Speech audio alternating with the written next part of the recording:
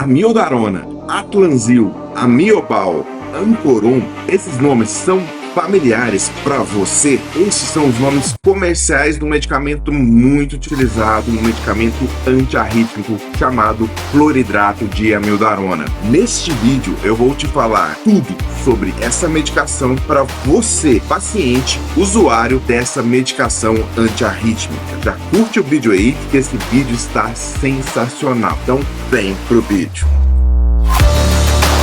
Seja bem-vindo ao Doutor Arritmia. Eu sou o Dr. Felipe Souza, sou médico, cardiologista, especialista em arritmias cardíacas e marca-passo. Nesse vídeo, irei falar desse antiarrítmico muito potente chamado cloridrato de amiodarona. Eu falarei da medicação por via oral, principalmente o que é cloridrato de amiodarona, para que ele serve, quais são as doses, quais são as apresentações dessa medicação em comprimidos, quais os efeitos colaterais, quem não pode utilizar e muito mais. Então presta atenção no vídeo, já curte aí e inscreva-se nesse canal. Esse canal tem o objetivo de informar você sobre os problemas do coração e principalmente abordando as arritmias cardíacas e os pacientes portadores de marca-passo. Já inscreve aí, que é muito importante para que você tenha novas atualizações sobre os temas. O cloridrato de amiodarona é uma medicação antiarrítmica, ou seja, para tratamento das arritmias cardíacas. É uma medicação que tem as apresentações em comprimidos de 100 mg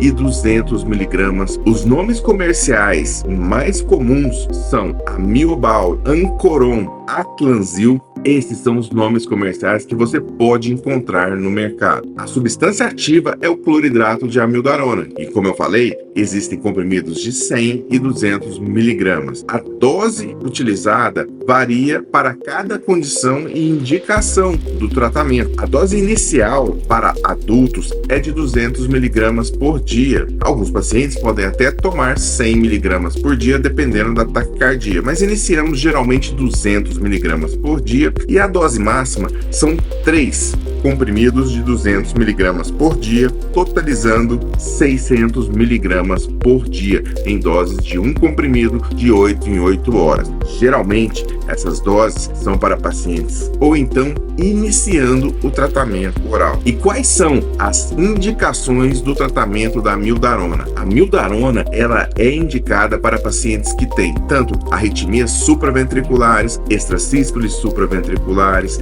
taquicardias supraventriculares, fibrilação atrial, flutter atrial e principalmente arritmias ventriculares e taquicardias ventriculares. Utilizamos preferencialmente a amiodarona para pacientes que são cardiopatas e já apresentam algum grau de cardiopatia que necessite principalmente o tratamento das arritmias ventriculares e associado também a pacientes que possuem cardiodesfibrilador implantado, que é aquele aparelhinho que é uma espécie de marca-passo que trata as arritmias cardíacas, revertendo-as com um mecanismo de antitaquicardia ou até mesmo necessitando do choque que esse aparelho faz quando reverte uma arritmia maligna. Para a diminuição dos choques em alguns pacientes portadores dessas cardiopatias graves que têm o cardiodesfibrilador implantável, a amiodarona é muito utilizada. Apesar de ser muito utilizada, ela deve ser dosada, equilibrada e bem indicada. Não há por que pacientes usarem a amiodarona para tratamento de taquicardias supraventriculares, por exemplo, que tem um tratamento com outras medicações menos nocivas, como eu vou te mostrar, e principalmente o tratamento de ablação. Chegando no ponto de pacientes jovens utilizarem por muito tempo essa medicação, como eu vou mostrar para vocês, tem os seus riscos e benefícios. A amiodarona é um excelente antiarrítmico. Ao meu ver, é o mais potente de todos, mas ela tem indicações muito específicas, muito restritas e para alguns pacientes. Não tem por que utilizar a amiodarona para arritmias benignas ou que possam ser curadas com a ablação. Então esse vídeo é muito importante para que você, paciente, usuário da amiodarona, entenda isso. Existem alternativas antiarrítmicas para a amiodarona. A amiodarona, ela é utilizada em forma de comprimidos ou endovenosa. venosa. Nesse vídeo, como eu falei, vou falar da forma de comprimidos. Quando você ingere um comprimido de amiodarona, ele não faz efeito no mesmo momento. A amiodarona é uma medicação de absorção lenta e principalmente chamado de impregnação. Ela não faz efeito no mesmo momento. Ela faz um efeito de impregnação, de depósito nos nossos tecidos, principalmente na gordura. E quando o paciente está impregnado, está com níveis séricos no corpo adequados, aí sim a amiodarona começa a fazer efeito. Isso pode demorar cerca de 2 a 5 dias para o início do tratamento fazer efeito. Vai depender de vários aspectos: peso do paciente, comorbidades, função hepática, tudo isso. Quando eu não devo utilizar a amiodarona? Os pacientes que já têm alergia ou hipersensibilidade conhecida pela amiodarona não devem utilizar. Pacientes que estão com uma bradicardia, com os batimentos lentos, bloqueios no coração muito graves, devem utilizar a amiodarona com cautela, sempre acompanhado por um médico. Bradicardias sintomáticas, frequências lentas demais podem piorar o quadro clínico desse paciente. Pacientes que estão com disfunção da tireoide, principalmente hipertireoidismo, devem avaliar se irão continuar com a medicação. Como irei falar aqui,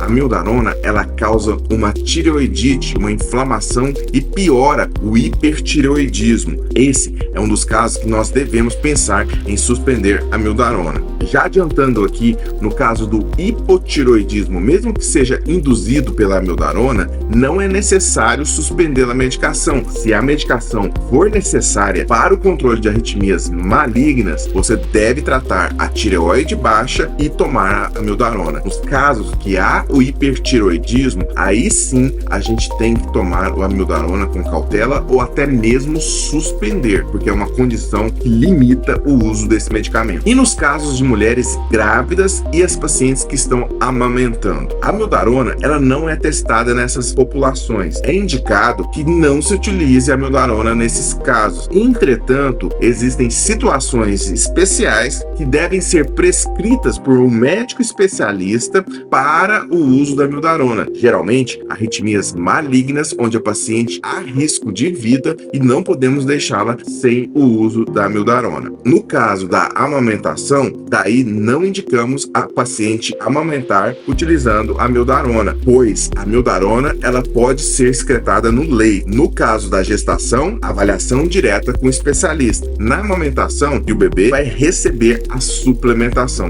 Infelizmente, não podemos indicar a amamentação em quem está fazendo uso da amiodarona. A amiodarona, como eu falei anteriormente, ela é muito importante em algumas cardiopatias graves e arritmias que são malignas. Por isso, às vezes não podemos suspender a medicação, pois há risco materno. É necessário ter cautela quando prescrevemos a amiodarona com outros medicamentos. Por exemplo, dabigatrana, que é um medicamento anticoagulante. A amiodarona ela pode aumentar os níveis séricos da dabigatrana, com isso aumentando o risco de sangramento. Pacientes que usam fenitoína devem ter muito cuidado. Sabemos que esse anticonvulsivante também tem efeito antiarrítmico e o uso da amiodarona junto com a fenitoína pode elevar os níveis séricos também da fenitoína. Isso acontece também com o uso da varfarina. A utilização da varfarina, que é o Marevan, um anticoagulante, e muita gente toma os dois, pode elevar o RNI,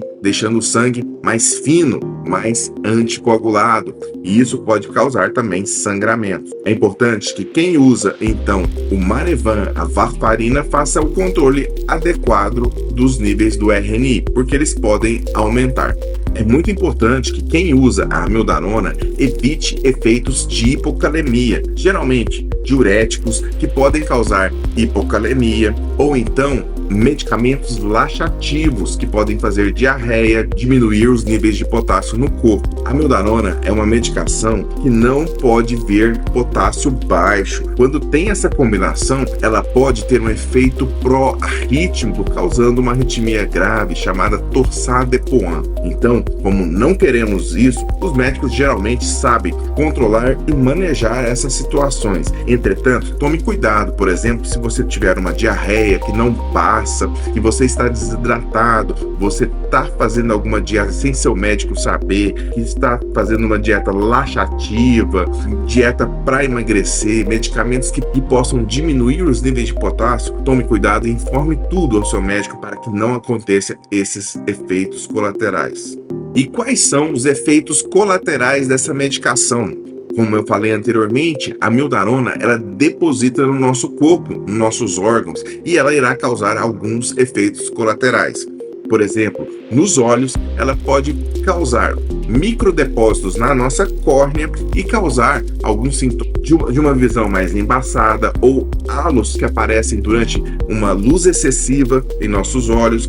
Isso é até reversível, isso é comum no uso da medicação. Você que está usando mais de 1 mês, 2 meses, 3 meses, o médico oftalmologista avalia esses microdepósitos são habituais, são usuais. Entretanto, pode ocorrer algumas condições como a neurite óptica. A neurite óptica é uma inflamação do nervo óptico que aí pode sim causar cegueira. Por isso que quem usa a amiodarona, apesar dessa neurite óptica ser rara, qualquer alteração visual deve ser informada ao seu médico. Por rotina, eu sempre indico que os pacientes passem em consulta com oftalmologia dentro de 3 a 6 meses do início da amiodarona e regularmente fazendo esse acompanhamento. Outro órgão que pode ser acometido pelo uso da amiodarona, do Ancoron, do Atlanzil, é comum que pacientes que usam mais de 2 meses, 3 meses, começam a ter alterações da tireoide, como o hipotireoidismo, que é a baixa função da tireoide. Quanto mais o uso é crônico e dependendo da dosagens mais altas da medicação podem induzir a diminuição ao hipotireoidismo. Como eu falei anteriormente, utilizar a amiodarona em situações que você necessita de verdade e há risco da sua arritmia é importante. Para essa condição, trataremos o hipotireoidismo. Geralmente, não suspendemos a amiodarona quando há o hipotireoidismo, em situações que o paciente necessita ser medicado com ela. Agora, no hipertireoidismo, a situação já se torna mais complicada. O hipertireoidismo é a elevação dos hormônios tiroidianos, causando inflamação, uma tiroidite causada pela amiodarona pode acontecer. Ainda bem que é mais raro e ela pode ser passageira ou transitória. Daí, devemos suspender a medicação e tentar amenizar os sintomas. Pacientes que têm hipertireoidismo podem descompensar o coração, descompensar a sua cardiopatia, e isso pode fazer mal ao paciente, evoluindo até com uma insuficiência cardíaca.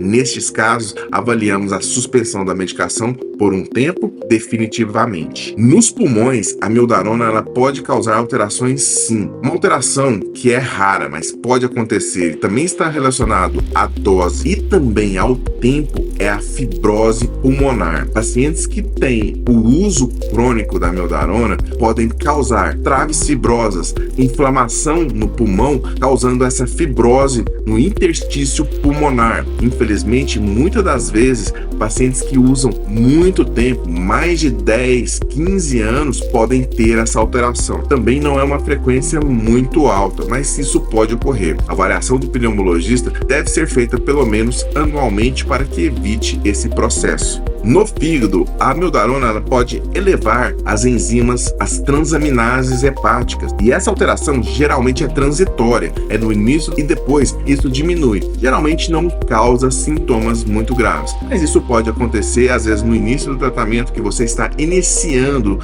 isso pode acontecer.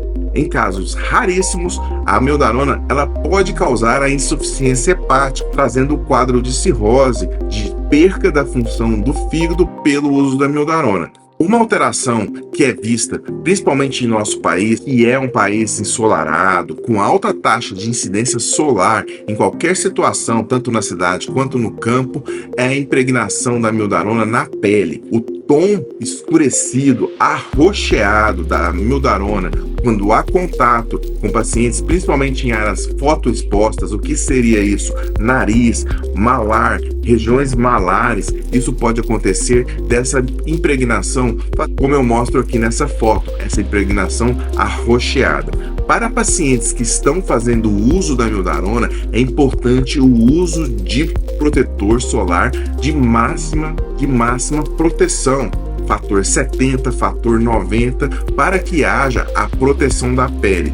Essas condições, elas são prevenidas pelo uso do protetor solar. Então, se você não quer ter esse tipo de mancha, esse tipo de escurecimento da pele, o uso de chapéus protetores solares é muito importante. E utilizar até mesmo quando você vai sair de casa por pequenos momentos. Qualquer exposição solar num país tropical como o nosso, é importante você fazer uso do protetor solar. A mensagem que eu quero deixar sobre esse medicamento é que ele é muito importante e ajuda a salvar vidas. Ele deve ser prescrito para pessoas que necessitem o uso. As interferências no nosso organismo, elas devem valer os benefícios de tratar as arritmias. Não podemos utilizar essa medicação para arritmias benignas. Por isso, é importante que você tenha um acompanhamento de um cardiologista experiente ou de um arritmologista para isso, pois há situações que o paciente deve estar tomando medicações como esta para o controle de sua arritmia, ou então alternativas como outros antiarrítmicos que não agridem tanto. Não tem motivo um paciente de 18 anos de idade estar tomando amiodarona para uma taquicardia supraventricular. Alguma coisa tem que ser feito. Não há como pensarmos que esse paciente de 18 anos vai tomar essa medicação por 30, 70 anos de idade. Ele não vai tolerar isso até lá. Então, cada caso, se você tem uma arritmia, deve ser avaliado conjuntamente com o seu cardiologista ou com o médico especialista em arritmias cardíacas. Esse vídeo, eu não quero que você suspenda ou mude o seu tratamento com isso.